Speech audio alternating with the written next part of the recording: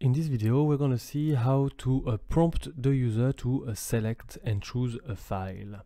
So we're using here two main variables. The first one is my file as a workbook, and the second one is the path file as string. The idea is to say path file is equal to Application.GetOpenFilename, which is the main function we need here to select a file. And I'm just going to showcase here, please select the file to use in the top of the window, as we're going to see just after.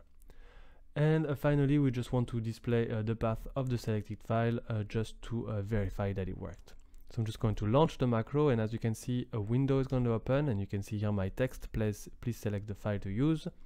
And here I'm just going to select this test file. I'm just going to click on open, and you can see the path of the selected file is, and then it states the path of my file.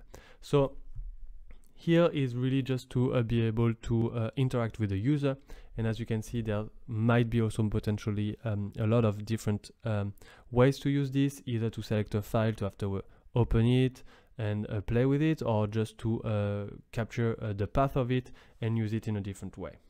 So the function here you need is Application.GetOpenFilename to be able to prompt your user.